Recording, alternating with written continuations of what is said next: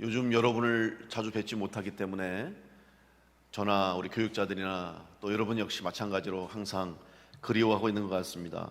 그 어느 때보다 함께 예배하는 것이 얼마나 귀하고 감사한 것인가를 깨닫고 살아가고 있습니다. 여러분을 뵌지 또한 함께 모여 예배한 지가 벌써 한 달이 넘어서 가고 있습니다. 그래서 이번 주에는 우리 교역자들이 여러분의 이름을 일일이 우리 교회 의자에 이렇게 붙여서 우리 모든 성전의 의자에 다 여러분의 이름을 우리 유치부 아이부터 시작해서 원로 장로님의 이르기까지 여러분의 이름을 다 이렇게 성전에 붙였습니다. 비록 여러분이 이곳에서 함께 예배하지 못하지만 여러분의 마음 또 여러분의 심령 하나님께서 받으시는 예배로 이미 이 자리에 여러분이 함께 와 있는 줄 믿고 이제 하루속히 하루빨리 이 전에서 모여서 예배할 수 있도록 기도하고 사모할 수 있기를 간절히 축복합니다. 기대하기는 이제 4월 6일에 개학을 할 것으로 지금 예상하고 있습니다. 잘 안정이 되고 또 더 확산이 되지 않아서 개학을 할 수 있기를 기대하고 또 기도하고 있습니다. 그렇게 되면 4월 5일 주일부터는 우리가 이 교회에서 주님 전에 모여서 함께 예배할 수 있도록 기도로 준비하겠습니다. 추후에 또 진행되는 상황을 보면서 이제 정확하게 여러분에게 알려드리겠습니다. 그래서 그때는 같이 함께 기쁨으로 얼굴을 보고 한 마음으로 함께 모여서 예배할 수 있는 그날이 될 수 있도록 여러분 지금도 기도하고 계시지만 계속해서 더 열심히 기도해 주시고 또 하나님의 은혜를 구할 수 있는 우리 모두가 되기를 간절히 축복합니다. 우리 옛 찬송가인 통일 찬송가 280장에 보면 생전의 우리가 라는 찬송이 있습니다. 이 찬송의 작시자는 바로 존 웨슬리 목사님의 동생인 찰스 웨슬리 목사님입니다. 1749년에 만들어진 이 찬송은 원래 제목이 우리가 아직 살아있습니까? 라는 이 제목입니다. 이 찬송은 감리교 운동이 시작된 이후에 이제 감리교가 한창 성장해 나갈 때 연회나 총회를 열 때 개회 예배 때 꼭 불렀던 찬송입니다. 18세기 감리교 운동 초기에 이 야외 설교자들, 특별히 감리교 설교자들이 지역을 다니면서 설교를 하는 상황이었습니다. 그러다 보니 항상 먼 곳으로 이동하면서 순회하면서 설교를 해야 되는 상황이 있었습니다.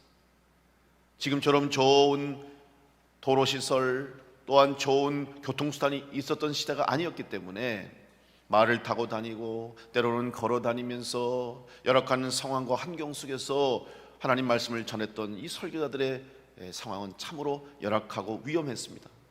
그러다 보니 어떨 때는 도적의 습격을 받을 때도 있었고 맹수의 공격을 받을 때도 있었고 말을 타고 가다가 또 낙마하거나 또 과로로 피곤해서 병들고 이런 여러 가지 어려움 때문에 심지어는 생명까지 잃게 되는 경우를 만났던 것이죠. 그래서 1년 동안 열심히 사역하고 복음을 전하다가 연회 때, 총회 때 한번 만납니다. 그러면 그때 만나서 그동안의 사역, 그동안의 목회, 그동안의 복음 전도의 일들을 보고하고 교제하는데, 그때 만날 때 지난해에 왔던 사역자들, 지난해에 봤던 얼굴들, 또 지난해 내년에 보자고 약속했던 분들 중에 많은 분들이 여러 가지 사고로 또 질병으로 세상을 떠나고 함께 얼굴을 볼 수 없었던 그런 상황이 생겼던 것이죠. 그래서 이 찬송을 부르면서 그들이 1년 만에 다시 만나서 또 지난해 동안 최선을 다해서 주의 복음을 전하고 설교하다가 다시 만난 그때에 그들이 이 찬송을 부름으로 그들의 이 힘든 상황, 또 그들의 사역에 대해서 하나님 앞에 맡기고 또 하나님의 은혜를 감사하고, 또 때로는 함께하지 못하고 있는, 또 함께 할 수 없는 그런 동역자들에 대한 안타까움을 이 찬송 속에서 나타내고 있습니다.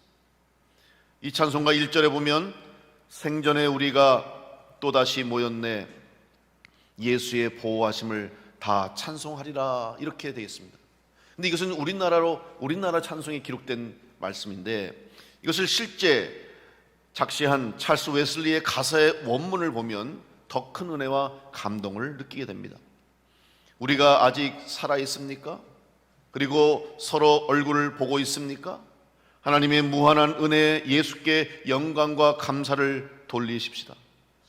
하나님의 권능에 의해 여기 충만한 구원으로 인도된 우리는 그분 앞에서 예수를 찬양하기 위해 모여 있습니다.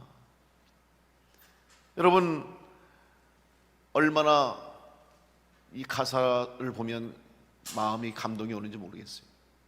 정말 우리가 살아 있습니까? 이제 얼굴을 보고 있습니까? 하나님께 감사하고 예수님께 영광을 돌립시다. 다시 볼 수 있는 것, 다시 만날 수 있는 것이 얼마나 귀하고 감사한 것을 그들은 몸으로 뼈저리게 느끼며 고백하고 있는 거예요.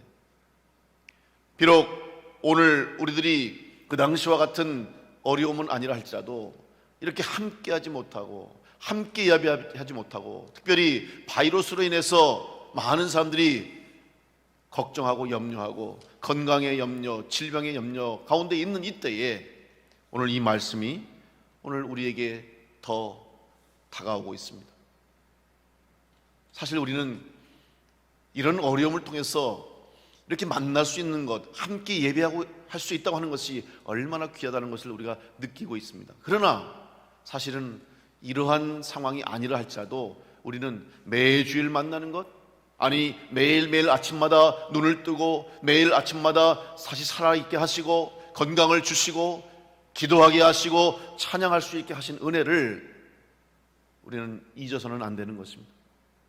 그동안 이런 은혜를 우리가 잊고 살진 않았는지, 저는 이번 일을 겪으면서 우리의 신앙이, 아니 내 자신의 믿음이 그동안 너무 나태하지 않았나 하는 많은 깨달음을 얻었습니다. 외적인 환경이 어려워지니까, 또 우리가 일상생활 평상시에 당연하게 자연스럽게 느꼈던 것들이 제한을 당하니까 그제서야 그 소중함을 알게 된 것처럼 우리는 너무나 당연하게 여겼고 너무나 자연스럽게 생각했던 것 같습니다. 감사하지 못했던 것들, 소중하게 생각하지 못했던 것들을 다시 한번 회개하고, 우리는 매일매일 삶 가운데 특별히 이런 어려움을 당한 이 시기에 오늘 하나님 앞에 예배할 수 있는 것, 또 기도할 수 있는 것, 찬송할 수 있는 것, 그리고 우리가 함께 얼굴을 보고 예배할 수 있다고 하는 것이 얼마나 귀하다고 하는 것을 깨닫고, 여러분 이번 기회를 통해서 우리 성도들의 여러분의 심령, 여러분의 영적 자세, 여러분의 믿음의 상황을 다시 한번 돌아보면서 다시 만났을 때는 이전보다 더 기쁜 모습으로, 이전보다 더 감사한 모습으로 하나님 앞에 예배하며 영광 돌리는 우리 모든 성도들 될 수 있기를 간절히 축원합니다. 하나님은 우리의 예배를 기쁘게 받아 주십니다. 비록 오늘도 여러분의 각각 처한 처소에서 예배하지만 하나님 이 시간 우리의 예배를 받아 주실 줄로 믿습니다. 하나님은 사랑과 믿음으로 하나님 앞에 나와 예배하는 사람들을 기뻐하시고 사랑해 주십니다. 뿐만 아니라 귀히 여기셔서 하나님의 자녀로 삼아 주십니다. 그래서 우리 하나님의 자녀된 우리 성도들은 예배를 가장 귀하게 여기는 것입니다. 그래서 오늘도 우리가 이 정성을 다해서 시간을 구별해서 하나님 앞에 예배를 드리는 것입니다. 예수님께서 이 땅에 오신 목적이 무엇입니까? 그것은 바로 하나님과 오늘 우리 인간의 이 깨어진 관계, 온전히 예배하지 못하고 하나님 앞에 나오지 못하는 우리들을 다시 예수 그리스도의 십자가로 연결시켜 주시고 회복시켜 주시고 우리 안에 깨어진 하나님의 형상을 회복시키시기 위해서 주님은 이 땅에 오셨습니다. 그래서 오늘 우리가 지금 보내고 있는 이 사순절은 바로 예수 그리스도의 삶, 특별히 예수님의 십자가의 고난과 희생을 통해서 하나님의 사랑이 이 땅 가운데 이루어진 것을 다시 한번 우리가 깨닫는 소중한 시간이 되는 것입니다. 예수님께서 공생의 기간에 하나님의 아들로서 행하신 모든 사역, 이 사역의 핵심이 무엇입니까? 그것은 바로 생명입니다. 예수님의 사역의 중심은 바로 생명, 사랑, 또 생명이 있습니다. 다시 살리신 일을 했던 것이죠. 오늘 성경의 본문 역시 주님이 한 영혼을 살리신 사건을 기록하고 있습니다. 특별히 태어날 때부터 앞을 보지 못했던 한 맹인, 그 맹인의 삶, 사실 그 당시 맹인으로 산다고 하는 것은 단순히 육체적인 장애를 가지고만 사는 그런 존재가 아니었습니다. 앞을 볼 수 없다고 하는 것은 그 당시에 유대교의 입장에서 보면 저주를 받은 사람이라고 판단합니다. 태어나면서부터 앞을 보지 못한 질병을 가지고 장애를 가진 사람은 죄를 져서 아니면 그 가정에 하나님이 저주하셔서 저런 어려움을 겪는다고 생각하고 그 사람과 함께하지 않습니다. 그 사람을 바라보는 시선이 다릅니다. 뿐만 아니라 사회적으로도 소외됐고 경제적인 어려움을 겪을 수밖에 없고 거기다가 영적으로까지 다른 사람들에게 손가락질 받는 인생을 산다는 것은 생명은 살아있지만 몸은 살아있지만 정말 살아있다고 할 수 없을 정도로 죽어있는 상태라고 할 수 있습니다. 그래서 할 수 있는 일이 없기 때문에 거린으로 거지로 동냥하면서 다른 사람에게 손을 벌리면서 구걸하며 사는 불쌍한 인생이었던 것입니다. 그런데 주님께서 이 맹인을 오늘 고쳐주셨습니다.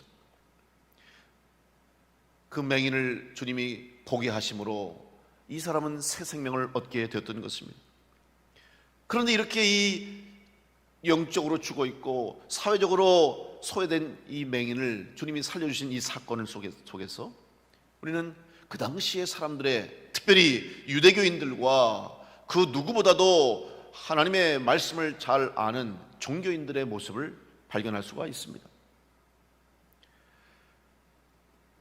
이 맹인을 바라보는 사람들의 시선, 특별히 예수님을 통해서 눈을 뜨게 되고 앞을 보게 된 이 맹인, 이들을 바라보는 시각은 무엇입니까?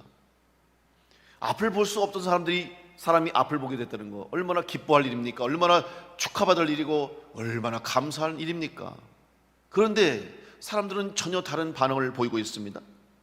이웃 사람들이나 또 그 맹인을 잘 아는 사람들은 그를 알아보지 못했습니다. 정말 네가 앞을 보지 못했던 그 사람이냐? 네가 정말 구걸하면서 비참하게 살아갔던 그가 바로 너냐? 그러고 나서 그에게 물었습니다. 어떻게 네가 눈을 뜨게 됐냐? 그러자 그 맹인은 예수라는 사람이 진흙을 이겨서 내 눈에 바르고 실로암에 가서 씻으라 해서 내가 씻었더니 이렇게 앞을 보게 됐다고 있는 그대로 사실대로 말을 했습니다. 그러다 그들이 이 이야기를 듣고 그를 데리고 바리새인 앞으로 갔다고 했습니다. 여러분, 왜 바리새인에게 갔습니까? 이유가 있는 것입니다. 이미 그 당시에 예수님에 대한 소문, 또 예수님의 가르치심과 이사와 기적들이 소문이 나 있었습니다. 특별히 바리새인을 비롯한 이 유대교인들, 그들은 예수를 인정하지 않았습니다. 예수를 메시아로 인정하지 않았고 오히려 예수가 행한 일들에 대해서 반감을 가지고 자기들을 공격하는 것에 대해서 미움을 가지고 시기를 하면서 예수를 제거하려고 하는 움직임이 있었습니다.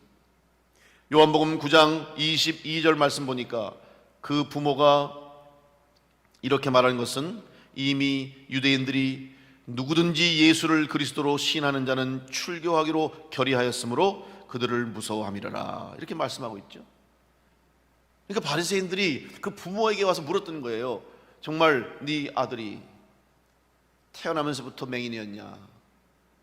그러면 어떻게 그가 다시 보게 됐냐? 그랬을 때 부모들이 하는 말이 무엇입니까?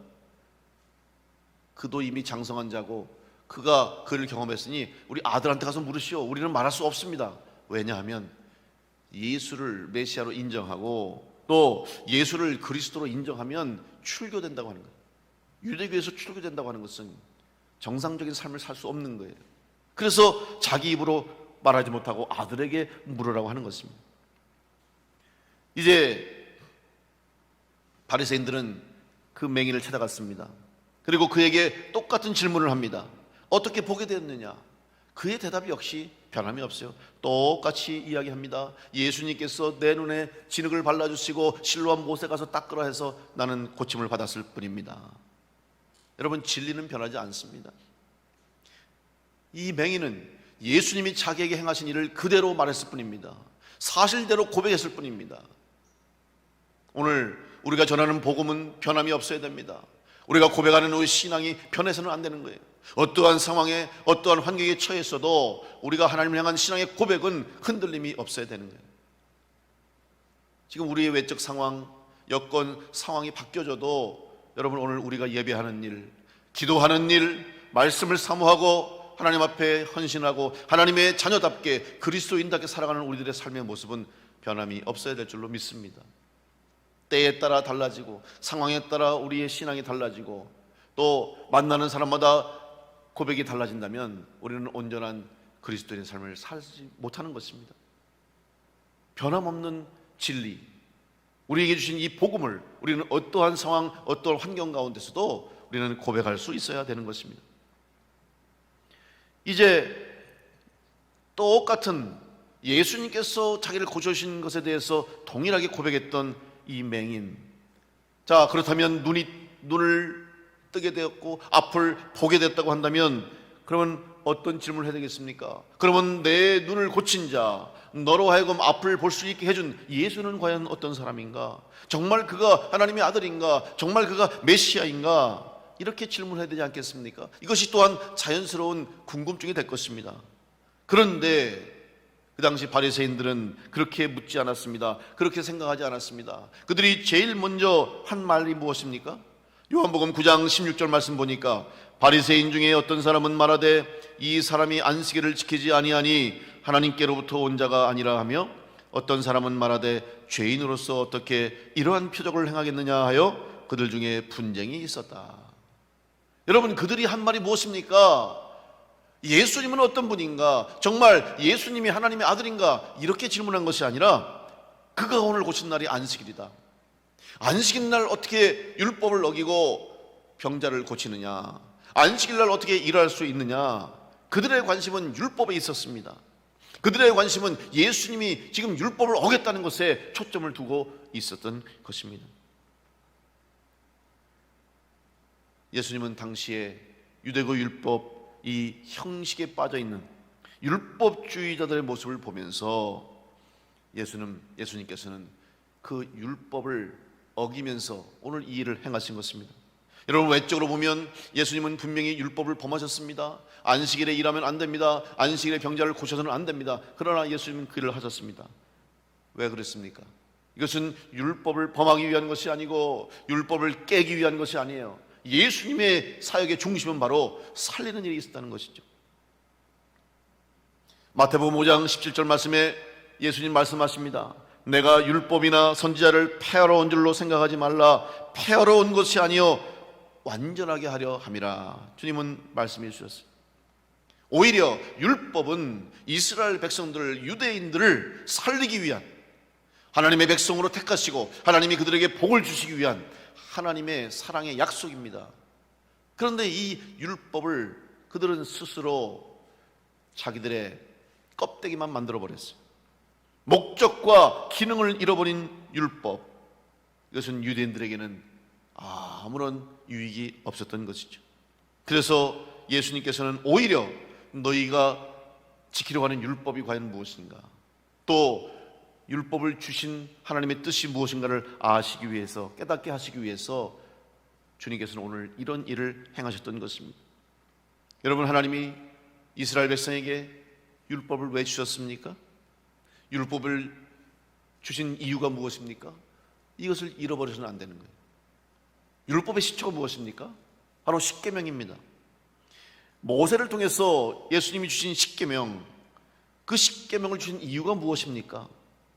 이것은 하나님께서 출애굽한 이후에 하나님의 백성인 이스라엘 백성들을 하나님이 보호하시고 그들에게 하나님이 되어주시고 또한 하나님의 백성이 되게 하시기 위해서 정하신 약속입니다.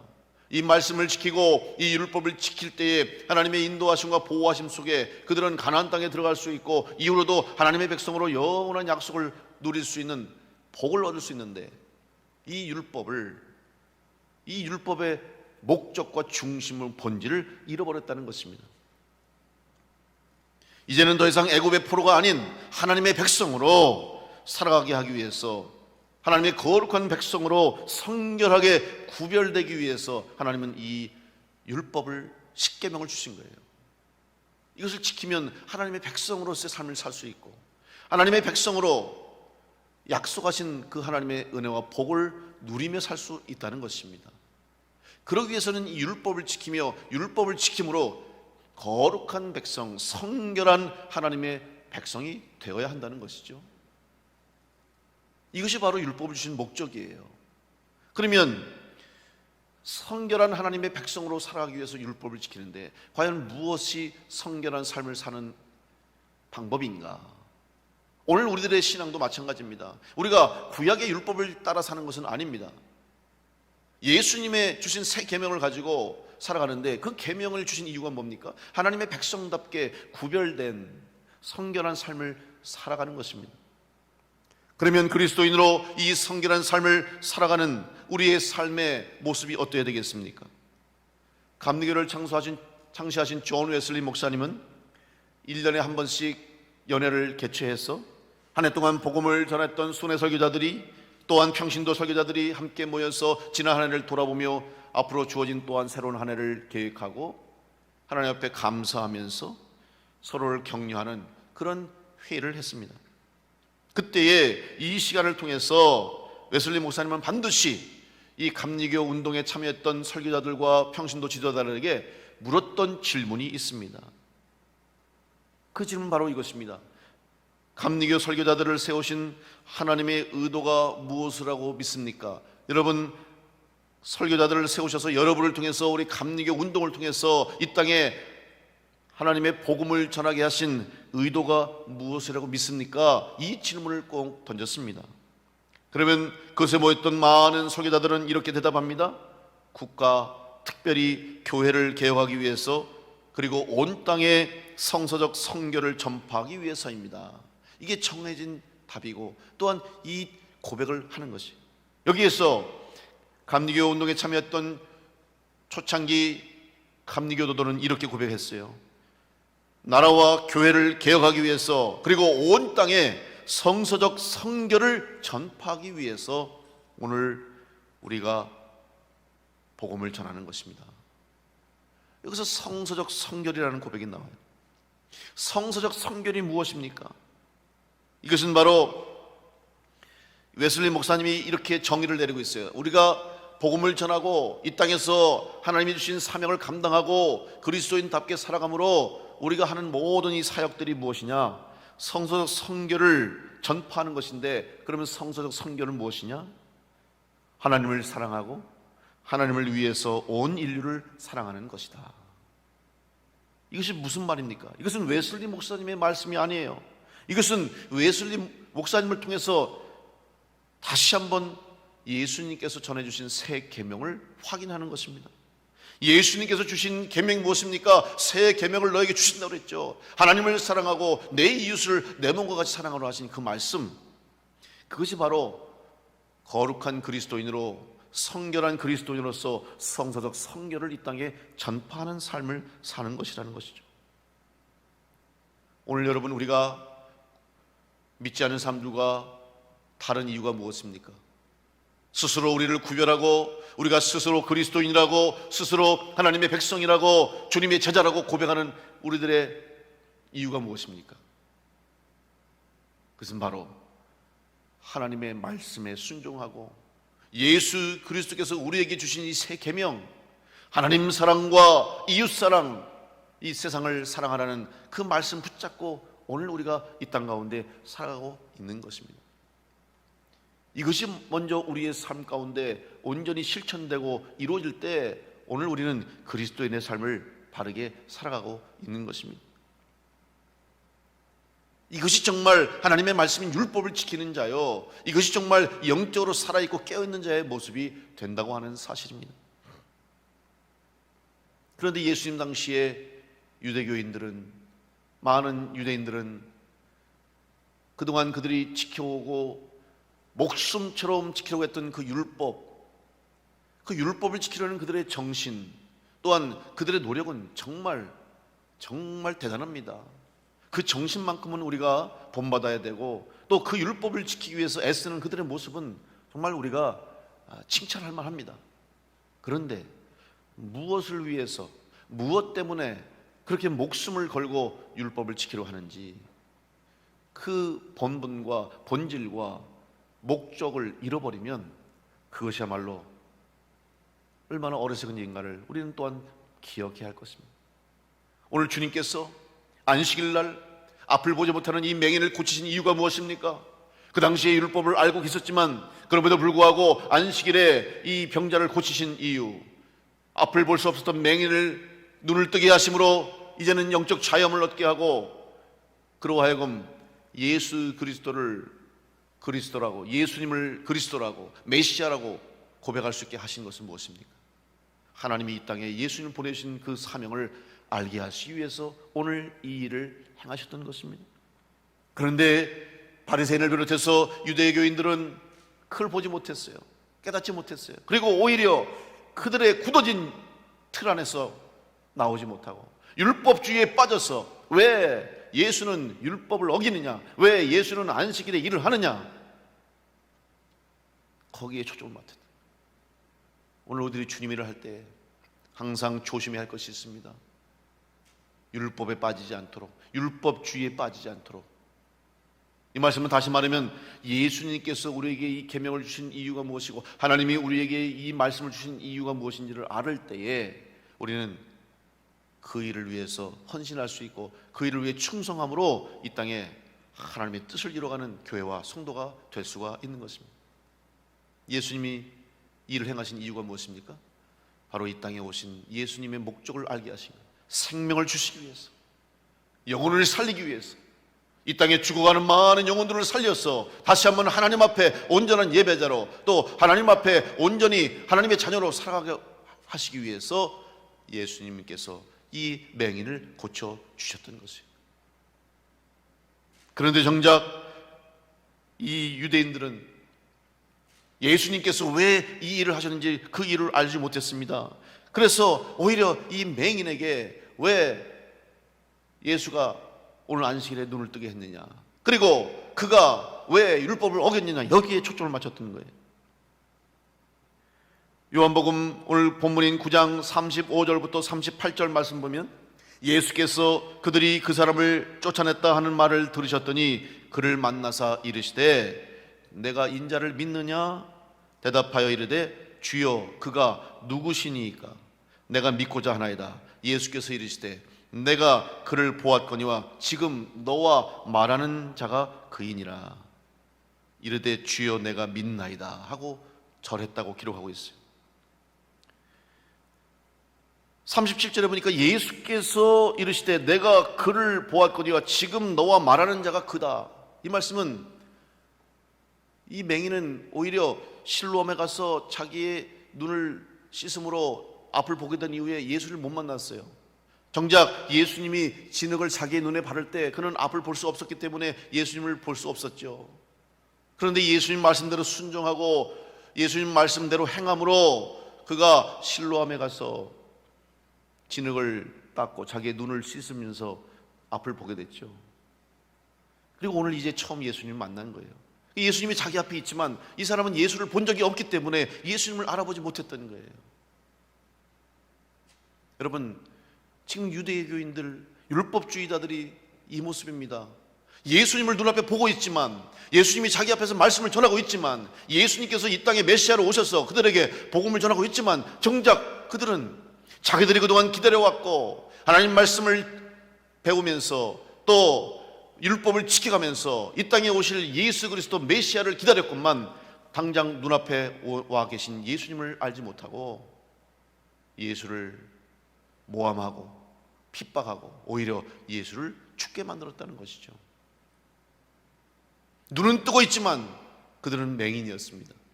앞은 보고 있었지만 예수님을 보지 못했습니다. 당장 눈앞에 계신 예수 그리스도 메시아를 눈앞에 보고도 그들은 메시아를 찾고 있었다는 사실이죠. 오늘 우리들의 신앙, 율법에 빠진, 율법주의에 빠져있는 유대교인들과 같지는 않은지를 한번 스스로 돌아보시기 바랍니다. 우리 앞에 은혜가 있는데, 내 앞에 하나님이 주신 복이 있는데, 나를 위해서 이 땅에 구원을 주시기 위해서, 나를 살리시기 위해서, 내 생명을 살리시고 나에게 영원한 생명을 주시기 위해서 이 땅에 오신 예수님이 내 앞에 계신데, 예수님이 나에게 말씀하고 계신데, 예수님이 나에게 손을 내미시고 계신데 나는 예수님을 보지 못하고 엉뚱한 곳에서, 다른 곳에서 예수님을 찾고 있지 않는지, 내가 영적으로 아직도 맹인이 아닌가, 내가 영적으로 소경이 아닌가. 오늘 우리들이 신앙을 돌아보면서 지금 여러분 앞에 와 계시고 여러분을 향해 손 내미시고 여러분 가운데 말씀하고 계시고 오늘도 여러분의 심령 속에서 주님이 여러분을 찾으시는 그 음성을 들으시고 영적인 눈이 떠져서 주님 만나고 고백하고, 오늘 이 맹인이 고백했던 것처럼 내가 주님을 믿겠습니다, 주님 앞에 고백하며 절하는 이 맹인처럼 주님 만나고 고백하시고 주님을 구주로 인정하고 예수 그리스도를 메시아로 고백하면서 여러분 삶에 참 생명의 은혜가 있게 되시기를 간절히 축원합니다. 우리는 이 사순절을 보내면서 예수 그리스도의 십자가에 집중합니다.